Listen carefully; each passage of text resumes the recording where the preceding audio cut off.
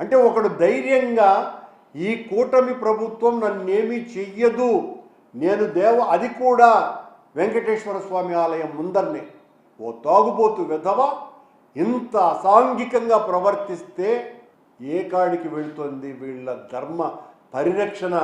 పవనస్వాముల వారు మీరు మాటలు చెప్పటమే తప్ప, మెట్టు కొడగటము, బొట్లు పెట్టడమే తప్ప ఈ రకంగా సాధువుల మీద దాడి చేస్తే దిక్కులే, తాగుబోతు వీరంగం చేస్తే ఈ పరిస్థితి రాకుండా చూసుకోవాలనే దానికి దిక్కులే.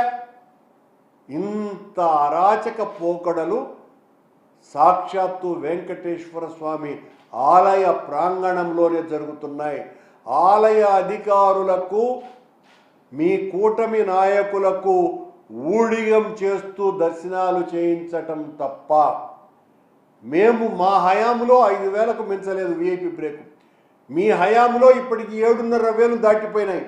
మీరు సామాన్య భక్తులకు మేలు చేస్తారా? సామాన్య భక్తులకు దర్శనం చాలా సులభ శైలిలో కల్పిస్తారా?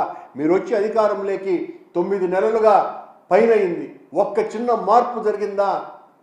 కేవలం వైఎస్ఆర్ కాంగ్రెస్ పార్టీ మీద, జగన్మోహన్ రెడ్డి గారి మీద దాడి చేయటానికి వెంకటేశ్వర స్వామిని ఒక పావుగా వాడుకున్నారు తప్ప, మీరు అధికారంలోకి వచ్చిన తర్వాత కొన్ని వందల రెట్లు ఈ రకమైనటువంటి అరాచకాలు జరుగుతున్నాయి. అక్కడ రెడ్ శాండల్ దొరికితే దిక్కులే.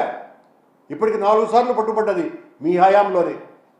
మీ హయాంలోనే అక్కడ లడ్డు కౌంటర్లో మంటలు రేగినాయి. మీ హయాంలోనే 4 మాడ వీధులలో చెప్పులు వేసుకొని తిరుగుతున్నారు. ఎవరు? అక్కడ పనిచేస్తున్నటువంటి ఉద్యోగస్తులే. దాన్ని కూడా కట్టడి చేసేటువంటి పరిస్థితి లేదు. ఇలా చెప్పుకుపోతే 1 కాదు 2 కాదు, ఎక్కడ చూసినా కూడా బ్లాక్లో టికెట్లు అమ్ముతున్నారు. దైవ దర్శనానికి సంబంధించినటువంటి టికెట్లు హోల్సేల్గా అమ్ముతున్నారు. ఇది పచ్చి నిజం, అందరికీ తెలిసినటువంటి విషయం. ఒక్కటన్నా కట్టడి చేసినారా మీరు?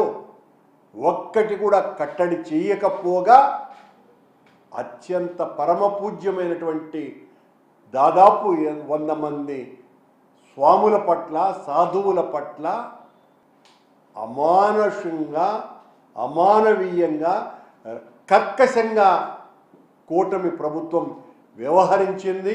దీన్ని తీవ్రంగా ఖండిస్తున్నాం.